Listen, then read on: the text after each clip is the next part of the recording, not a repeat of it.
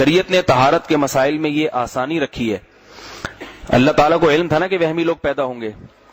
اب دیکھیں فقہا بیان کرتے ہیں کہ شلوار کا ایک پائنچہ ناپاک ہو گیا, کہیں راستے میں اس میں کوئی گوبر یا پیشاب لگ گیا, گھر پہنچے تو اب وہ جگہ خشک ہو گئی, اب پتہ نہیں چل رہا کہ یاد نہیں رہا کہ سیدھا وہ پائنچہ ناپاک تھا یا الٹی شلوار کا.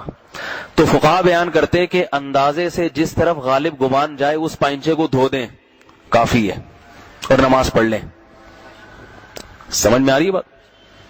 حالانکہ ممکن ہے آپ کا اندازہ غلط ہو, امکان ہے, مگر اس امکان کو, کیونکہ اور بھی غم ہے زمانے میں محبت کے سوا.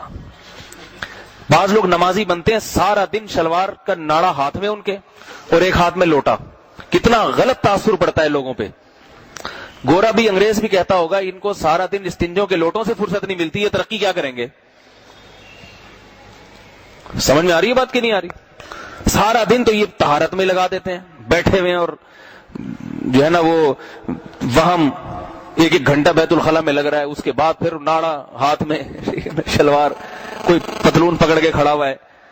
تو اس لیے فقہا نے, اور یہ فقہا نے حدیث سے ہی مسئلہ مستنبط کیا ہے, حدیث ہی سے نکالا ہے یہ.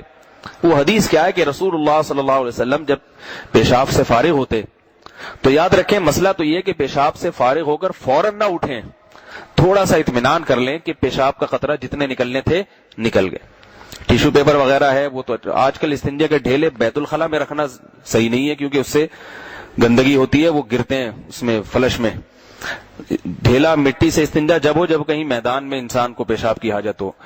یہ جو پکے فرش ہے نا تو اس میں نقصان ہوتا ہے, تو اس کا حل یہ کہ ٹیشو پیپر رکھا جائے.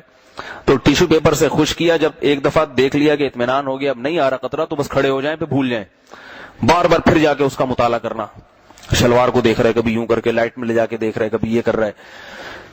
حدیث میں آتا ہے کہ آپ صلی اللہ علیہ وسلم جب استنجا سے فارغ ہوتے تو اپنے ازار پہ پانی کی چھینٹ مار دیتے تھے, اس لیے کہ بعد میں اگر بالفرض تری نظر بھی آئے تو اب یہ کیا پتا چلے گا کہ یہ پیشاب کی تری ہے یا ہم نے پانی سے, تاکہ وہم کا بالکل خاتمہ ہو جائے, وسوسے بالکل ختم ہو جائیں. یہ اس لیے آپ صلی اللہ علیہ وسلم نے بتایا تاکہ آپ کی امت وہمی نہ بن جائے. ایک دفعہ ایک سوال آیا ہمارے پاس, ایک نوجوان نے کہا میں جیسے ہی صبح اٹھتا ہوں نماز سے پہلے اپنی شلوار کو میں باقاعدہ لائٹ میں رکھ کے دیکھتا ہوں کہیں احتلام تو نہیں ہوا مجھے. صبح اٹھ کے روزانہ یہ کام, کوئی معمولی سا نقشہ نظر آیا تو یار ہو سکتا ہے کچھ تھوڑا سا کچھ ہو گیا. تو اب یہ بھی پاگل ہونے کی کتنی بری بات ہے, صبح اٹھ کے کوئی مسواک کر رہا ہے, کوئی واش روم جا رہا ہے, کوئی نماز, اور یہ شلوار نکال کے لائٹ کے سامنے جیسے ایکس رے نکال رہا ہو اس کا. تو بھائی اگر احتلام ہونے کا یقین ہے تو نہا لو,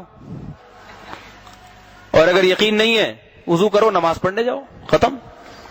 اور پھر اس میں بات چل پڑی ہے تو یہ بھی بتا دوں کہ اب کسی کو احتلام ہو گیا, یہ خواتین کے ساتھ بھی مسئلہ ہوتا ہے کہ ان کو حیض و نفاس کے خون لگ جاتا ہے بعض دفعہ, یا کوئی ناپاکی لگ جاتی ہے, تو یا آپ کسی کو احتلام ہو گیا, وہ ناپاکی لگ گئی اس میں, تو اب اس میں بھی شریعت نے آسانی رکھی ہے.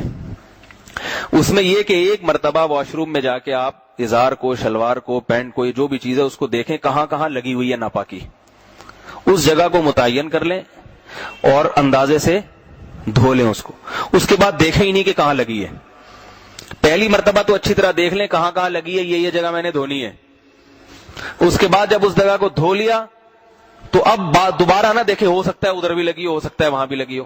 حضرت عمر رضی اللہ تعالیٰ عنہ سے مروی ہے, وہ فرماتے ہیں کہ جو جگہ مجھے ناپاک نظر آتی ہے اسے دھو لیتا ہوں, اور جو نظر نہیں آتی اس پہ پانی کے چھینٹے مار دیتا ہوں, تاکہ بعد میں نظر بھی آئے نا تو یہی نہ پتا چلے کہ یہ میں نے پانی جو چھینٹے مارے تھے یہ وہ ہیں یا ناپاکی ہے.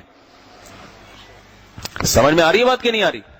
تو اسی طرح خواتین کو کوئی اگر شلوار پہ ناپاکی لگ گئی ہے تو جب دھونے کا ٹائم آیا اس وقت جو ناپاکی نظر آ رہی ہے اتنی جگہ کو دھو لیں, اس کے بعد دوبارہ دیکھیں ہی نہیں کہاں لگی ہے کہاں نہیں لگی, نماز پڑھیں, اپنا دل لگائیں نماز میں. جسم میں بھی ناپاکی, جسم میں کہیں ناپاکی لگی ہے وہ جگہ آپ نے دھو لی, اندازہ اس وقت. بعد میں خیال آتا ہے ہو سکتا ہے نہیں یہ الٹے والے گھٹنے پہ لگی ہو سکتا ہے ٹخنے پہ بھی لگی ہو, تو بس اس کی طرف سوچنے کی اجازت ہے ہی نہیں.